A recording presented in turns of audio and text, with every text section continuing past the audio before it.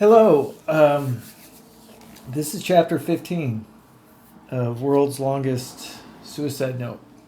Uh, my name's Roger, and while I'm suicidal at times, I'm not a mental health professional. I'm just saying that. Um, all right, we're working the shark again, and I kind of want to talk today about obituaries. Um, I woke up this morning to read the obituary of somebody who I'd been in contact with. When you put yourself out there, um, you know, as somebody who lives with mental illness and who's suicidal, you run into contact with people who are dealing with the same kind of stuff.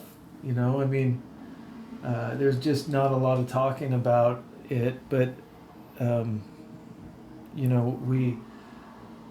we're kind of drawn to others who have similar life experiences, um, and so it's not uncommon that uh, you have friends, even if you didn't know them, uh, like personally, uh, they they find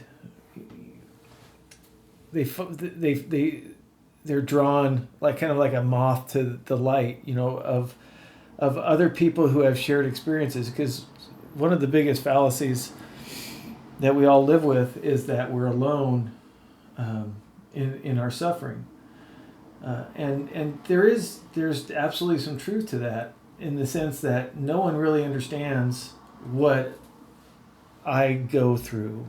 I mean, people who share a similar walk may understand to a greater degree what I go through, uh, and there's something very appealing to that, something very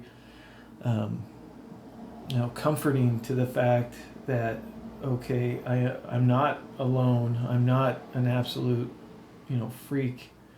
Um, I wasn't the only one built this way. And there's something very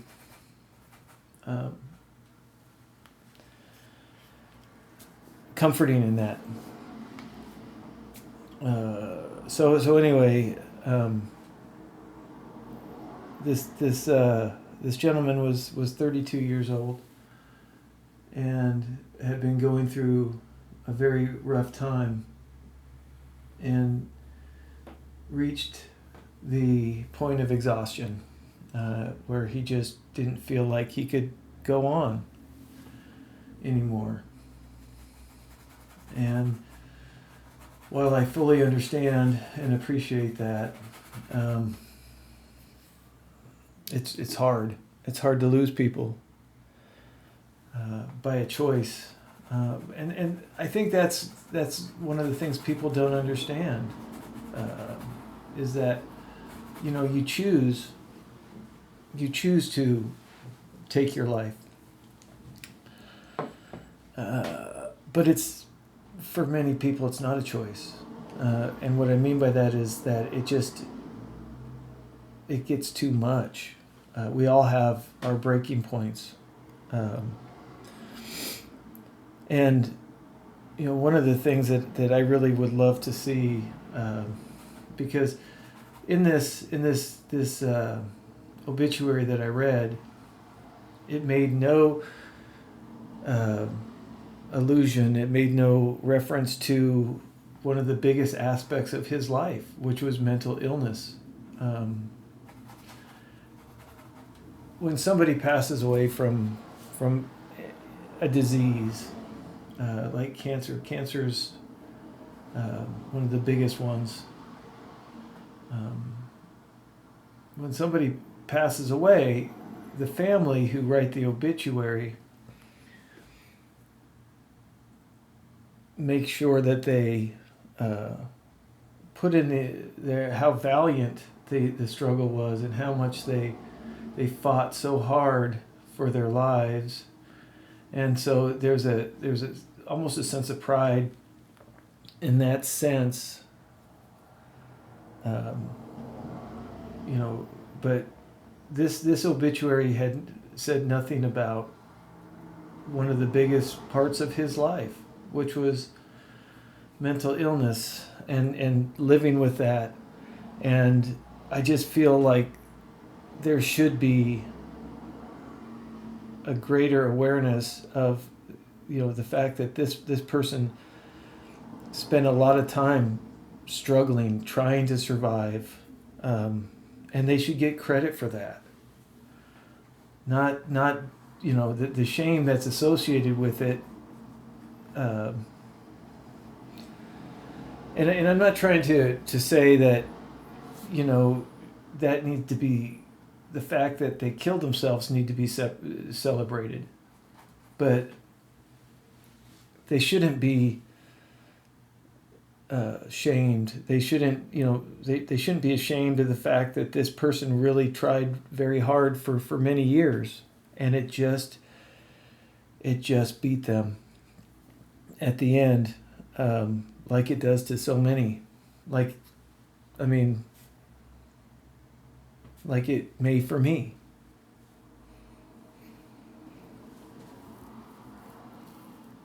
And I don't want my obituary to be a source of shame for anybody. I mean, I want people to understand that when I go, that I really tried my best. I really fought as hard and as long as I could. And there should be something there. I mean, there should be an awareness. There should be a story. And we don't celebrate the passing. We celebrate that they were able to fight for as long and as hard as they did. So I cringe, first of all, at the obituary. Not because it's poorly written, or not that it's the fact that it's happening. You're trying to tell somebody's story in 5 paragraphs.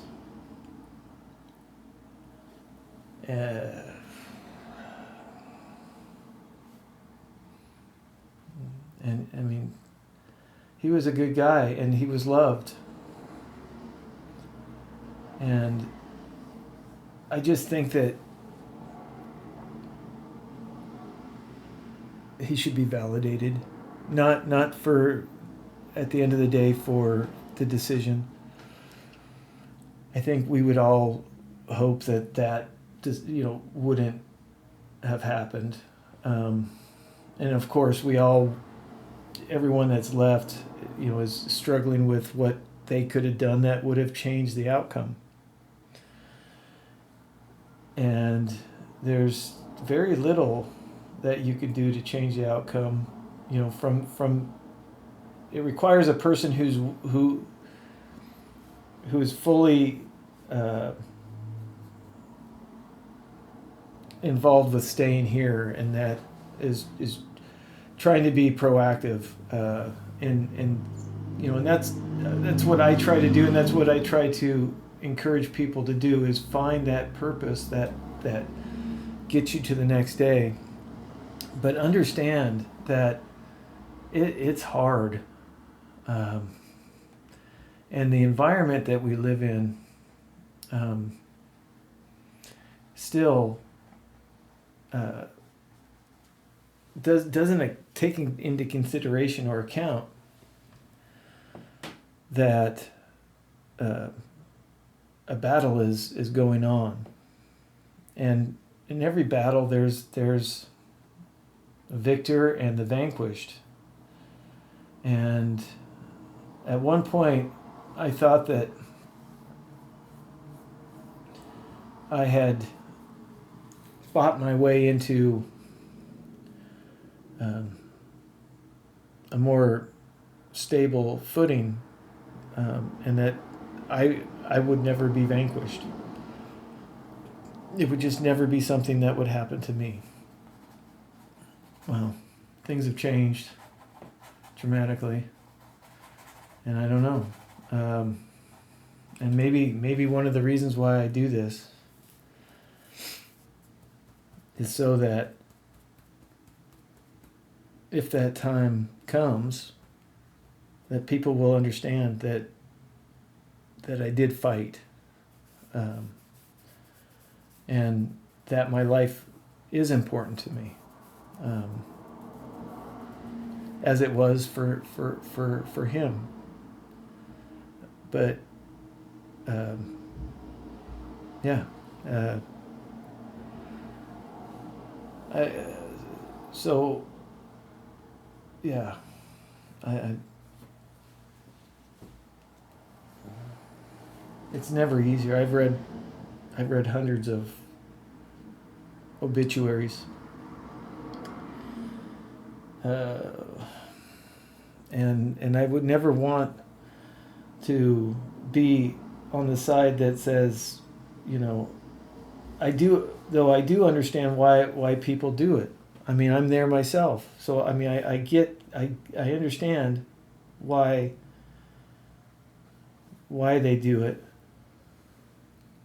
But it doesn't make it easier. And I know that the family right now is going through all kinds of hell because of that decision, and they're upset with him,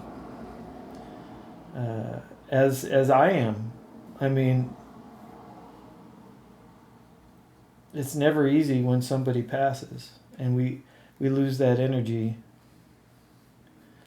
But to not, even in that time, that ultimate act, to be demonized and villainized because of that decision, it's like the last slap in the face that we get after, you know, after a life of struggle and hard work and commitment and fighting and all of the above. Sometimes you fight with everything and you lose. We accept it when we watch it on TV and it's our favorite team, and we're, well, they fought hard.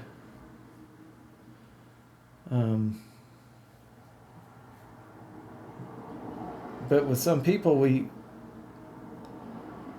even though what they dealt with wasn't their fault, it wasn't. They didn't ask for it. I certainly didn't. I didn't have a choice at any point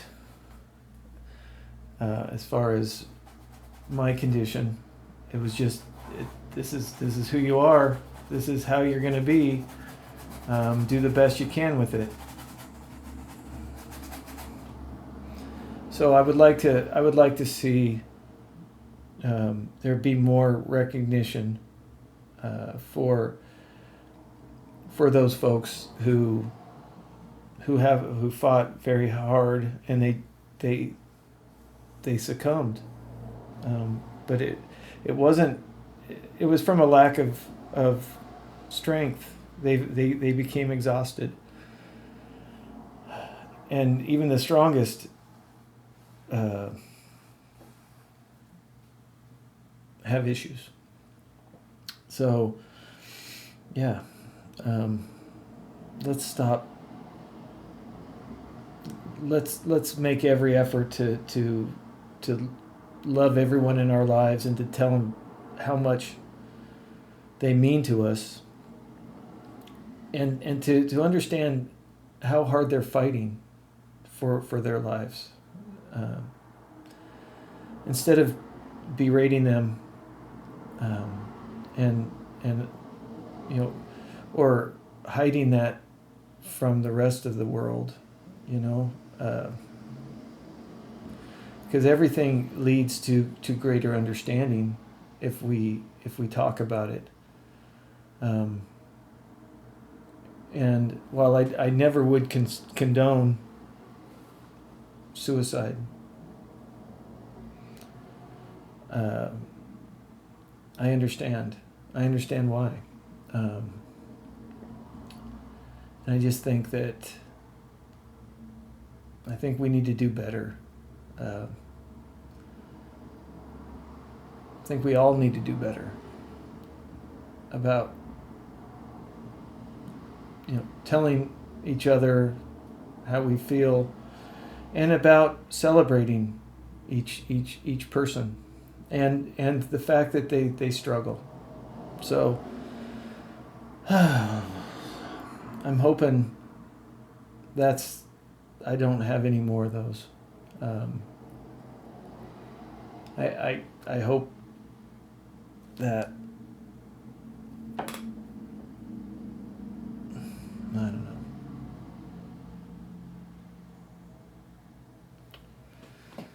Anyway,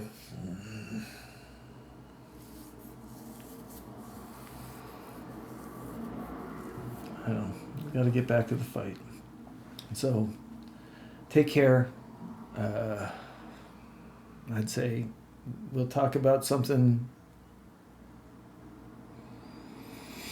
less devastating next time. I can't promise that. So take care, and fight hard.